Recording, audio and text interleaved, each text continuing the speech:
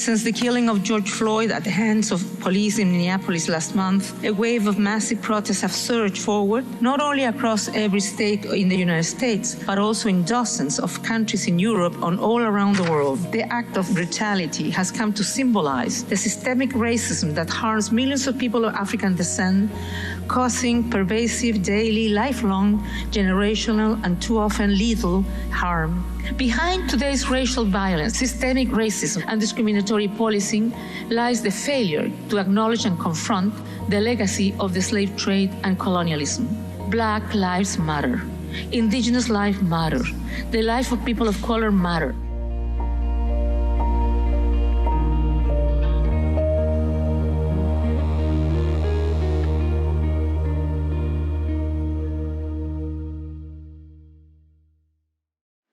Welcome to Your World by Bloomberg QuickTake. I'm Jennifer Zabasaja in New York. And I'm Kurumi Mori in Tokyo. For the past 2 weeks, we've been taking a look at racial inequality and police brutality following the death of George Floyd in Minneapolis. This week, we're casting our nets wider to the conversation sparked by global protests against racism in solidarity with the Black Lives Matter movement. I could be arrested by police or I could catch COVID-19. But when history looks back and reflects on us, I need to be on the right side of history. My name is Todd James Fernando. No justice, no peace! No racist police! I think the Black Lives Matter movement in America is shining a global light on the injustices that Black people are facing at the hands of violent police practices. Here in Australia, we have felt similar things. Young Aboriginal and Torres Strait Islander people resonate really closely with the lives of Black people in the US. So it comes as no surprise why we are resonating together. I think the BLM movement here in Australia resonates because people are finally witnessing and unapologetically saying that this needs to stop. This can no longer happen. We have evidence of police brutalities that are coming out like we've never seen before. People are activists by holding up their phones and showcasing to the world what is happening to the lives of Black and Brown and Indigenous people. And we're not going to stand for it no more. This protest in 2020 is unlike any I've ever experienced. I have been going to marches, rallies, and protests since I was a little kid. And the feeling of people present here today, Black, white, and of every other different shade, we're all standing here together. As both an Indigenous and a queer person, I need to be conscious about what is happening in both of those communities. I have been at protests my entire life, and I think I will be at protests for the rest of my life. There is a systematic refusal by the state and federal governments to step in and help Aboriginal people who are dying in custody. Out of the 432 Aboriginal people that have died, not one conviction has been made. That highlights, to me, the severity of why people are here on the streets and why we're protesting. I think that in order to address police brutality, we need to consider what it looks like to defund police and start funding community programs to ensure that people are safe in their communities, but people are protected by that. I think addressing and ending police brutality requires a lot of work from a lot of people. We need communities to step up, we need governments to step up, and we need corporates to come in and say enough is enough. My message to young Indigenous Australians is to continue doing what you're doing. Continue standing for your rights, continue to stand for your culture.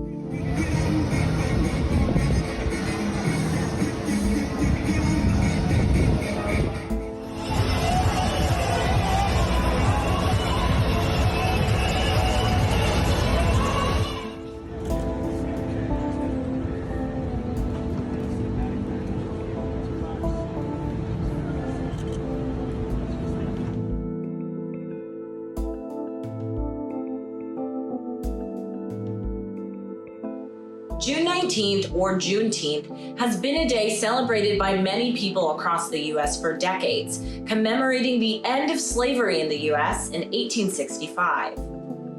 This year's celebrations, though, come with even more prominence after the past few weeks. Here's how an Arkansas dance troupe is showing solidarity with the Black Lives Matter movement through dance. We might just be powerful, we might just be beautiful, and last, what you fear the most, we might just be black. I hope that's okay. I'm a deaf dancer, so I use dance as my way to express myself, to share how I feel with the pain and the struggle that we're going through, and hoping that we can come to a common ground of equality. We are practicing for the Juneteenth event that's happening June 19th. This is our first event since COVID-19, and I'm very excited for my company to be performing and show them that we are here to support our community, this movement, this day. Juneteenth, for me, it has become a day to celebrate the freedom of all Americans. It is a day that I think gets pushed into being a Black Day, when instead it is just another day in American history that we all should be aware of and should celebrate collectively. Black. Okay, let's just go. As people watch this performance, I want them to feel the connection with the poem and the music and the movement, that we're here to fight, we're here to support, and we're not giving up. Black is beautiful, Black Lives Matter. We're here to support all of that. It is an injustice of what's happening, but I personally see my world around me much brighter. There is reform that I think needs to happen, but through us shining our lights through our art, through joining forces together, through continuing to show what we all know is true, I think that we'll be able to get past this. It's very powerful to see how the world is coming together and trying to support this movement. You know, I want to share a positive message with my body. Share something positive, because somebody might need that one something positive just to, wow, this is beautiful, this is touching. And I want to touch somebody's heart and their mind and give them something good to feel about.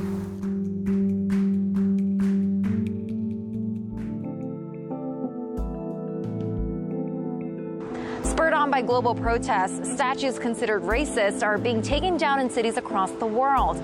But can the absence of a memorial itself be a memorial of wrongdoing? Statues are an argument, they're a political statement. Statues tell us less about the historical moments or the historical figures that they're meant to evoke, and more about the people that erected them.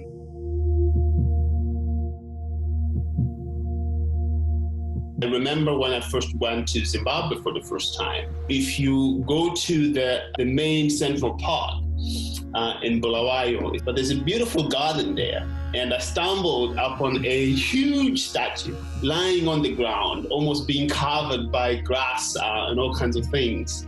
And it turned out that it was a colonial statue of probably Cecil Rhodes. And it reminded me of what you can call the statue graveyard in Maputo. Because what happened in 1975 in Mozambique, and I think Zimbabwe sort of followed the example in 1980, was right after independence, the new regime just decided to take down all the statues of the colonial past. But it also changed the entire toponymy of the country.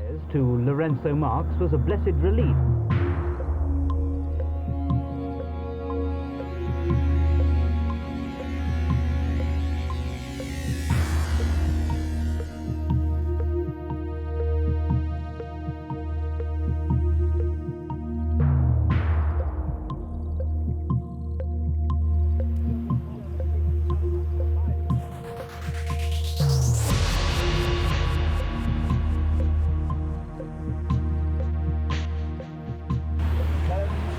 It's generally in those countries where decolonization was relatively pacific that you see less inclination to tackle the symbols of colonialism. Where these symbols have triggered a passionate response is where decolonization was violent, was revolutionary. In that liberation struggles triggered a more passionate approach to rid Africa of all symbols of colonial rule. I would place the Congo alongside those African countries where decolonization really never took off. I mean, you have a transfer of power, but that's different from decolonization. There are spaces in Africa that still need to go through that process of catharsis.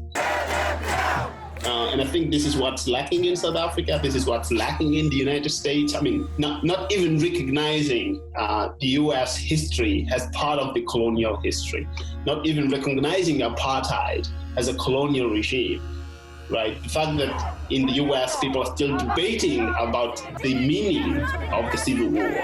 I mean, something that should have been said a long time ago is still an object of debate. That means that the very history of the U.S. has not been settled, and South Africa is also going through a similar process. Statues are an argument. They're a political statement.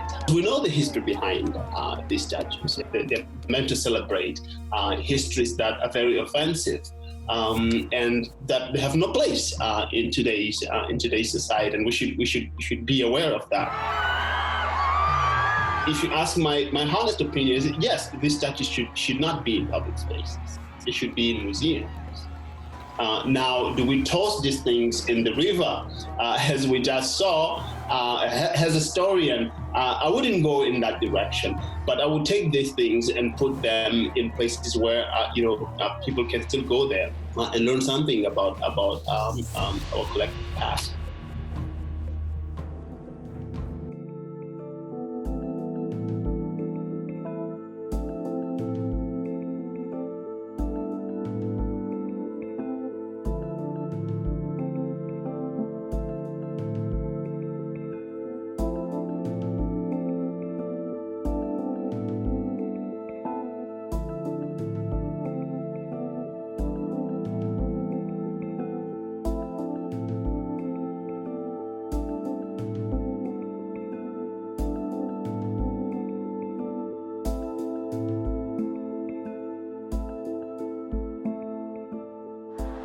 Arthel Isom is the CEO of Japan's first Black-owned anime studio.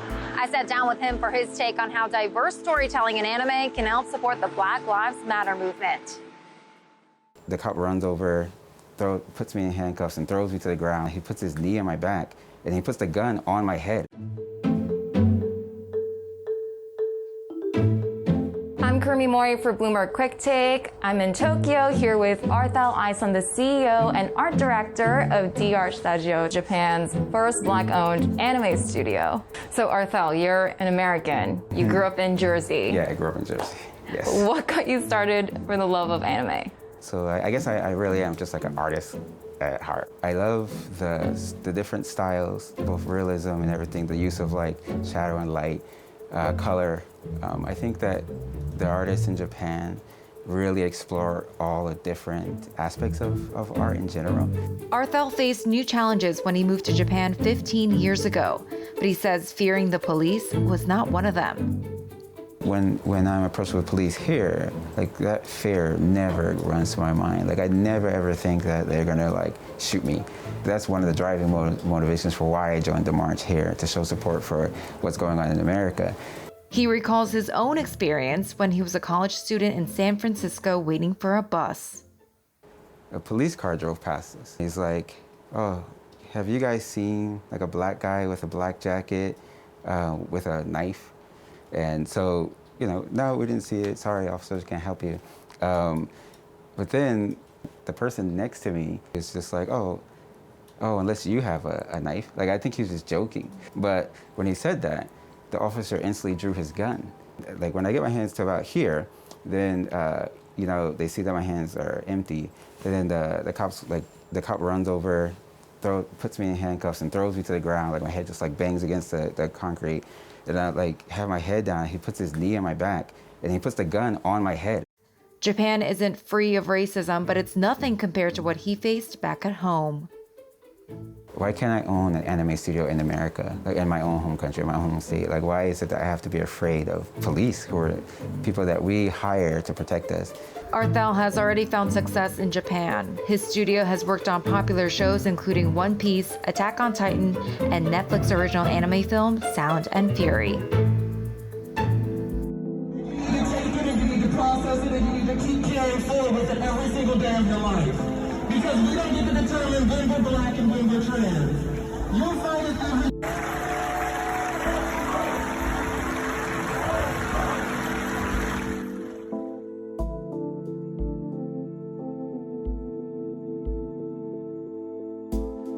Over 1 million people of African descent live in Germany.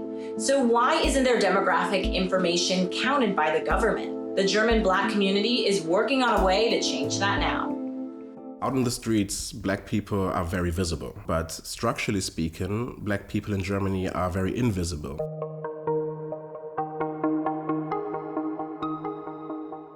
This summer, for the first time, Germany's Black community is launching a census. For decades, Black people in the country have been in a sort of statistical blind spot. That's because, unlike in the US or the UK, Germany doesn't ask questions about race or ethnicity in its censuses and surveys.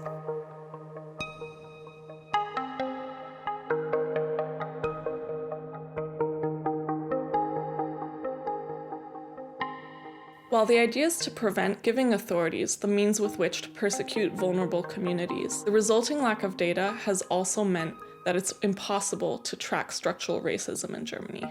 Germany does not collect differentiated data on people that are specifically vulnerable to racism. So the German government says, yes, people of African descent are particularly vulnerable to racism in this country, but at the same time, no data is collected on what we actually experience. Ganz sicher ist Rassismus kein amerikanisches Problem, sondern es ist ein Problem in vielen Gesellschaften und ich bin sicher, dass es auch in Deutschland Rassismus gibt.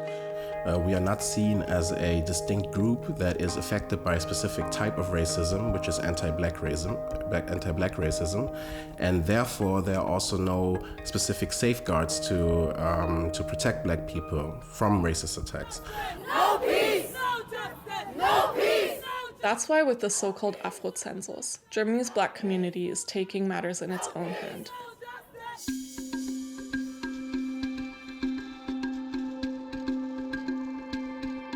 With Afro-Census, we want to get an insight into the lived experience of people of African descent, Black people in Germany. About 3 years ago, I had an idea to start a business which focuses on Black people, Indigenous people, and people of color. It's a beauty business where people can book services online with freelance hair and beauty professionals. And I wanted to pitch my business idea to investors. I came across the challenge of not finding data about Black people and their consumer behavior in Germany specifically. You can find data about the UK, about America, about France, but you can't find it about Germany. And that was the reason I did not get the funding and I had to bootstrap my business on my own. Data is not only important for a startup or a new entrepreneur in the market. A Fortune 500 company has to diversify. They want to understand emerging markets, and specifically Black people are one of the youngest emerging markets in Germany. How are you going to understand your customer if you don't have data about them? The issue of having very little data gets even worse in times of crisis, especially now in the Corona crisis. Many of the things that are affecting Black communities, but also other people of color, are now even worse than they are in a normal setting. We will ask respondents to share with us whether and in what ways their experience of discrimination in the recent weeks have been impacted by the corona pandemic. If you look at other countries like the US or UK, we can see that it is Black communities that are affected the most by COVID-19 outbreaks. But in Germany, we can't say this for certain. Of course, we have an idea that because Black communities are structurally marginalized, that they're also affected the most, but we don't have data to prove this. Data on Black people in Germany matters because Black people in Germany and all over the world, we are inherently diverse. For example, Black Muslims, we have LGBTQI people, and so many different people that make up Black life in Germany. Of course, with that comes different needs and also different discriminations that our communities are facing. Precisely because of history, it is important to look at this, but not in a top-down fashion. People of African descent retain control of that project and of that data. So we are literally the subjects of our own research rather than being the objects of somebody else's gaze. This will be the first time that such a survey is conducted, but we do hope and we work hard to make sure that this will not be the last time. All right, that's our show. Thank you so much for watching. And if you've missed any of our previous episodes, remember you can visit Bloomberg QuickTake on Twitter, Instagram, Facebook, and YouTube to see them all. And for a daily recap of the day's top stories, subscribe to our newsletter. Thanks for watching. We'll see you next week.